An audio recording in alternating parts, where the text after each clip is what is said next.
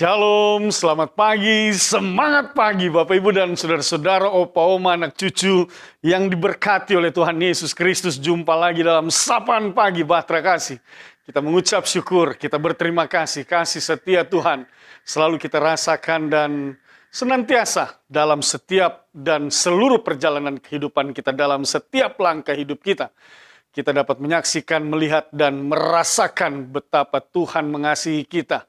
Senantiasa Ia memberkati, menuntun, dan memimpin seluruh perjalanan hidup kita sehingga ada damai sejahtera, ada sukacita, ada kebahagiaan dalam hidup kita. Bahkan melintasi malam yang gelap, Tuhan sudah membangunkan kita di hari yang baru dalam tubuh yang keberkatan untuk memulai seluruh aktivitas kita. Namun sebagai orang percaya kita meyakini bahwa firman Tuhan harus menjadi landasan di dalam kita mengerjakan semua aktivitas kita. Oleh sebab itu, Bapak Ibu dan Saudara-saudara, saya mengajak kita semua untuk menyiapkan hati dan pikiran. Kita akan masuk dalam perenungan sapaan pagi firman Tuhan pada saat ini. Dan untuk itu mari kita berdoa memohon pimpinan Roh Kudus. Kita berdoa. Bapa di dalam sorga, kami mengucap syukur dan berterima kasih. Penyertaan dan pemeliharaan Tuhan dalam hidup kami begitu nyata. Kami bersyukur untuk semua itu Tuhan. Saat ini sebelum kami memulai aktivitas kami dalam berbagai tugas tanggung jawab yang Tuhan percayakan, kami mau memulainya di dalam terang firman Tuhan. Oleh sebab itu dengan rendah hati kami mohonkan bersabda dan berfirman. Kuasailah kami dengan Roh-Mu yang kudus. Demi Kristus Yesus kami berdoa. Amin. Bapak Ibu dan Saudara-saudara, Opa Oma, anak cucu yang diberkati dan dikasihi oleh Tuhan Yesus Kristus. Bacaan firman Tuhan pada pagi hari ini terambil dari kitab Perjanjian Baru. Secara khusus surat Paulus yang kedua kepada jemaat di Korintus. 2 Korintus pasal 1 ayat 3 sampai dengan ayat yang ke-11. Mari kita siapkan bacaan firman Tuhan pada pagi ini. 2 Korintus pasal 1 ayat 3 sampai dengan yang ke-11.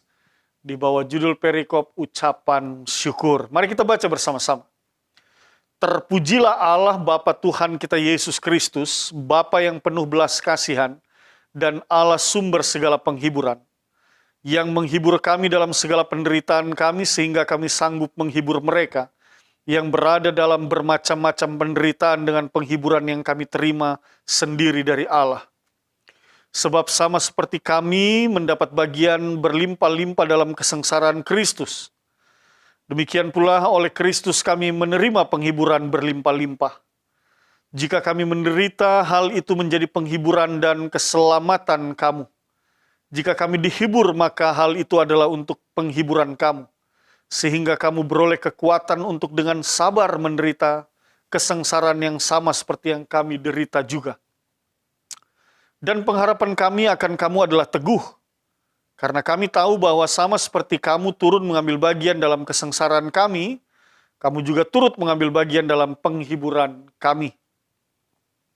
Sebab kami mau saudara-saudara supaya kamu tahu akan penderitaan yang kami alami di Asia Kecil. Beban yang ditanggung atas kami adalah begitu besar dan begitu berat, sehingga kami telah putus asa juga akan hidup kami. Bahkan kami merasa seolah-olah kami telah dijatuhi hukuman mati. Tetapi hal itu terjadi supaya kami jangan menaruh kepercayaan pada diri kami sendiri, tetapi hanya kepada Allah yang membangkitkan orang-orang mati. Dari kematian yang begitu ngeri, Ia telah dan akan menyelamatkan kami. Kepadanya kami menaruh pengharapan kami bahwa Ia akan menyelamatkan kami lagi. Karena kamu juga turut membantu mendoakan kami supaya banyak orang mengucap syukur atas karunia yang kami peroleh berkat banyaknya doa mereka untuk kami. Demikian pembacaan Alkitab. Bapak, Ibu, dan Saudara-saudara, Opa, Oma, anak cucu yang diberkati dan dikasihi oleh Tuhan Yesus Kristus. Kalau kita membaca bagian ini, maka jelas bahwa Paulus menceritakan bagaimana penderitaan yang ia alami di dalam ia menjalani seluruh gerak langkah pelayanannya. Ada banyak tantangan, ada banyak pergumulan, ada banyak persoalan, ada banyak penolakan, bahkan sampai penganiayaan.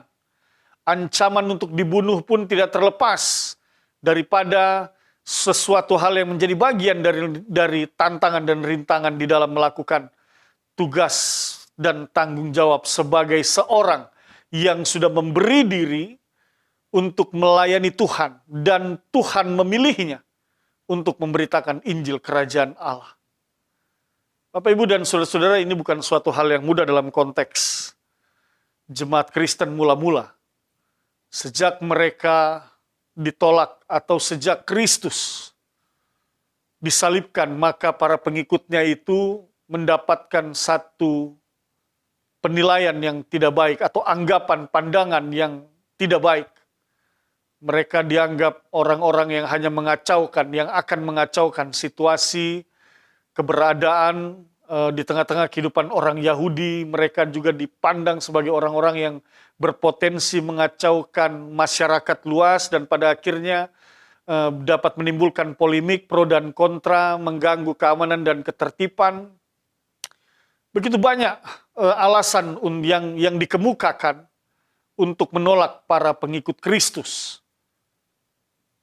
Tetapi Bapak, Ibu, dan saudara-saudara, sekalipun mereka berada dalam tantangan, pergumulan, dan rintangan seperti itu, yang luar biasa adalah bahwa hal itu tidak membuat mereka surut langkah mereka untuk terus memberitakan Injil Kerajaan Allah, memberitakan Yesus Kristus yang adalah Tuhan dan Juru Selamat. Mereka tidak berhenti. Termasuk di dalamnya Paulus, sebagai seorang yang telah dipilih dan memberi diri untuk menjadi pelayan Tuhan, alat Tuhan. Memberitakan siapa sesungguhnya Yesus itu yang disalibkan. Bahwa dialah Sang Juru Selamat umat manusia. Paulus tetap memberitakan itu. Bahkan ketika ada penderitaan, ada pergumulan, ada rintangan dan persoalan, justru bagi Paulus, ia katakan, sehingga kami sanggup menghibur mereka yang berada dalam bermacam-macam penderitaan dengan penghiburan yang kami terima sendiri dari Allah. Artinya Paulus merasakan begini, bahwa penderitaan yang ia alami, ia boleh bertahan, ia boleh kuat itu oleh karena ada penghiburan yang berasal dari Allah. Dan penghiburan yang mereka terima itu pada akhirnya menguatkan mereka dan memampukan mereka juga untuk menghibur para pengikut Kristus yang lain, jemaat-jemaat yang baru bertumbuh pada saat itu. Tetapi mereka tidak terlepas dari gangguan dan perbuatan-perbuatan yang pada akhirnya mendatangkan penderitaan. Penganiayaan tidak terlepas daripada kehidupan pertumbuhan orang-orang percaya pada jemaat mula-mula. Artinya Paulus merasakan penghiburan yang berasal dari Allah dan ia pun melakukan penghiburan itu kepada mereka yang berada dalam penderitaan yang sama juga. Oleh karena iman percaya yang melekat di dalam diri mereka sehingga mereka ditolak kemana-mana. Lebih jauh lagi di dalam ayatnya yang ke-8 dikatakan, sebab kami mau saudara-saudara supaya kamu tahu akan penderitaan yang kami alami di Asia Kecil, beban yang ditanggungkan atas kami adalah begitu besar dan begitu berat sehingga kami telah putus asa juga akan hidup kami. Nah itu dia. Betapa beratnya, Bapak, Ibu, dan saudara-saudara, kita bisa bayangkan betapa beratnya pergumulan yang dihadapi oleh Paulus. Betapa beratnya rintangan, tantangan yang diperhadapkan kepadanya. Bahkan dia katakan juga, karena begitu besarnya, begitu beratnya sehingga kami telah putus asa juga akan hidup kami. Sampai-sampai dalam satu kondisi putus asa itu mereka alami. Oleh karena apa? Oleh karena iman yang melekat di dalam diri mereka, yang mereka beritakan bahwa Yesus Kristus itu adalah Tuhan dan Juru Selamat. Sementara realitas yang ada, banyak orang yang menolak keberadaan mereka, banyak orang yang mendebat mereka, dan tidak sedikit yang ingin menganiaya bahkan membunuh mereka. Bapak, Ibu, dan saudara-saudara, dalam situasi yang seperti ini, kira-kira kalau hal ini terjadi dalam hidup kita, apa yang akan kita lakukan? Bisa jadi juga hal yang sama akan kita alami, bahwa kita berada dalam satu pergumulan, dalam satu persoalan, ketika kita hadir, kita membawa iman percaya kita, lalu kemudian kita diperlakukan dengan secara diskriminatif oleh iman percaya kita, ada tantangan, ada halangan. Ini sebuah realitas yang ada di tengah-tengah dunia ini. Dimanapun dan kemanapun kita pergi, ketika iman itu melekat di dalam diri kita, maka satu hal yang saya percaya adalah bahwa pasti akan ada tantangan. Mengapa demikian? Karena memang firman Tuhan katakan, kamu bukan berasal dari dunia, tetapi kamu berada di dalam dunia, dan dunia tidak mengenal aku, dan dunia akan menolak kamu. Artinya juga dunia tidak mengenal Yesus Kristus, oleh sebab itu dunia akan menolak kita yang beriman kepada Yesus Kristus.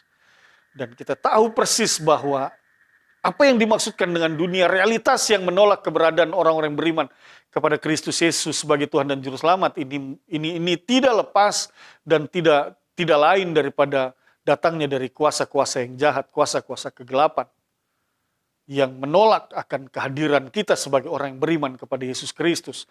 Dan kuasa-kuasa itu dapat menggunakan siapa saja di dalam dunia ini yang pada akhirnya dapat melakukan hal-hal yang tidak benar, bahkan sampai penganiayaan kepada mereka yang beriman kepada Yesus Kristus. Hal itu tidak tertutup kemungkinan dapat terjadi di tengah-tengah kehidupan kita hari ini. Bukan saja pada masa lalu, tetapi hari ini pun hal itu dapat saja terjadi. Dan kita merasakan bagaimana sikap-sikap diskriminatif, bagaimana orang menolak akan kehidupan beriman kita, bahkan cara kita di dalam kita melakukan peribadahan.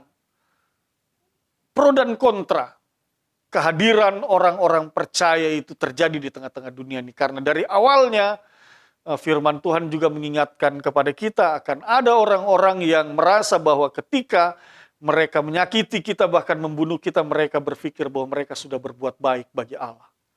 Padahal tidak ada satu perbuatan yang menghilangkan nyawa ciptaan Tuhan, apalagi itu adalah manusia secara khusus, itu adalah sebuah perbuatan yang baik. Tidak ada. Siapapun kita, dan kepada siapapun itu diperlakukan, manusia yang adalah ciptaan Allah, ciptaan yang paling mulia, maka ketika kita menghilangkan nyawanya, itu bukan satu perbuatan yang baik. Bahkan lebih jauh lagi daripada itu, demikian juga ketika ada orang yang menyakiti sesamanya, itu juga bukan perbuatan yang baik.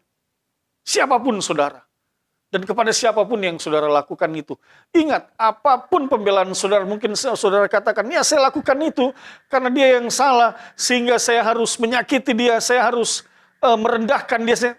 Apapun itu, Bapak Ibu dan saudara-saudara, engkau tidak berhak menyakiti sesamamu dan tidak berhak untuk merendahkan sesamamu. Tugas kita di dalam dunia ini adalah bagaimana kita dalam iman percaya kita hari ini tetap memegang iman itu dengan teguh di tengah berbagai tantangan dan pergumulan. Bukan menyakiti, bukan membalas kejahatan dengan kejahatan, bukan itu.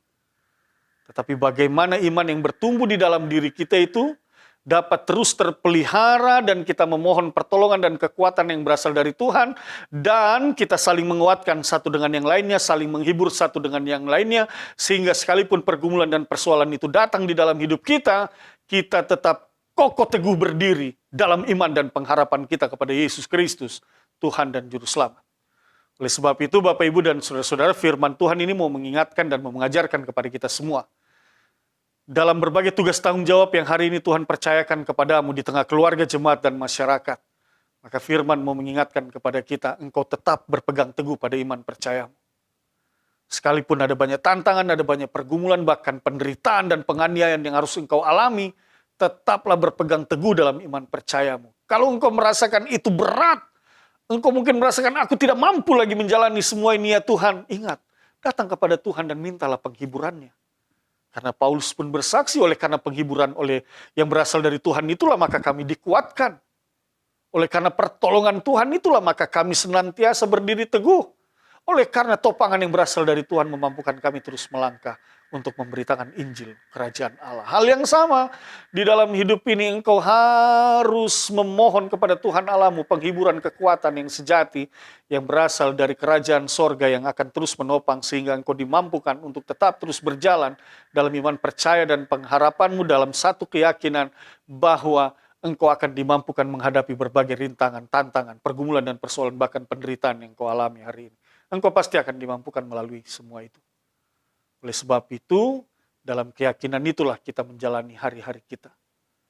Bapak, Ibu, dan saudara-saudara, sekali lagi ingin diberitakan kepada kita, kalaupun ada orang yang berlaku tidak baik kepada kita, jangan kita balas kejahatan dengan kejahatan. Jangan kita balas perbuatan-perbuatan orang lain yang tidak baik kepada kita, jangan. Ampuni mereka.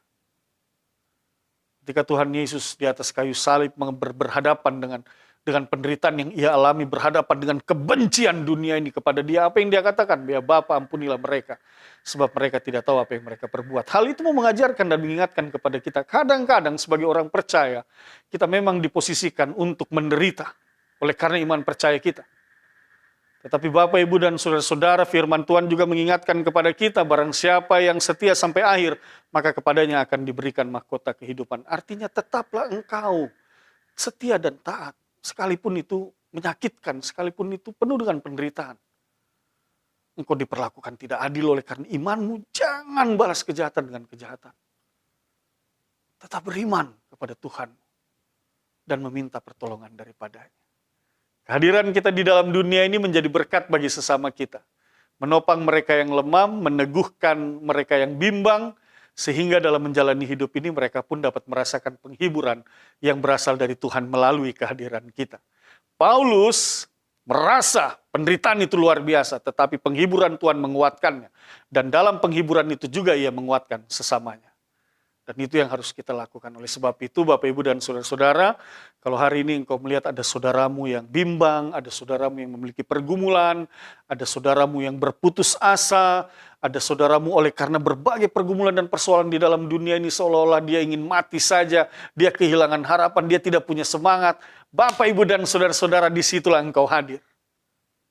Engkau hadir untuk memotivasi mereka, agar mereka yang lemah kembali dikuatkan, agar mereka yang goyah kembali diteguhkan, agar mereka yang bimbang kembali dikokohkan. Nah, itu dia. Oleh sebab itu, sebelum engkau memulai seluruh aktivitas hidupmu, di tengah-tengah berbagai tugas tanggung jawabmu dalam pekerjaanmu, dalam pelayananmu pada hari ini, bangun dulu satu komitmen di dalam dirimu. Dan katakan kepada Tuhan, Tuhan, aku mau menghibur mereka yang lemah. Oleh sebab itu, hiburkanlah aku, berikanlah aku kekuatan, agar aku dimampukan menguatkan mereka yang lemah dan membutuhkan kekuatan. Dan di atas semua itu, bukan aku yang dimuliakan, tetapi biarlah Engkau ya Tuhan, yang ditinggikan dan dimuliakan. Bapak, Ibu, dan saudara-saudara, dimanapun engkau berada hari ini, dan apapun yang engkau rasakan, apapun yang engkau alami, satu hal yang pasti, Tuhan ada dan Tuhan hadir melalui orang-orang yang ada di sekitarmu, untuk meneguhkan dan mengokohkan dan menghiburmu. Oleh sebab itu jangan lemah, jangan putus asa, yakin dan percaya engkau akan dimampukan bangkit daripada segala pergumulan, penderitaan, persoalan yang hari ini engkau hadapi. Mari kita berdoa. Bapa Sorgawi, kami mengucap syukur atas firman-Mu. Teguhkanlah firman ini dalam hati dan pikiran kami. Berkati Opa Oma, anak cucu, Bapak Ibu, saudara-saudara, berkati kami semua dalam seluruh aktivitas kami, dalam pekerjaan kami, dalam pelayanan kami, dalam setiap tugas tanggung jawab kami. Biarlah Tuhan yang berkuasa di atas semuanya itu, dan kami mau kembalikan untuk kemuliaan nama Tuhan. Pakai kami, utus kami, agar melalui hidup kami nama Tuhan ditinggikan dan dimuliakan oleh sesama kami. Dalam nama Tuhan Yesus kami berdoa. Amin. Selamat pagi, Tuhan berkati kita semua.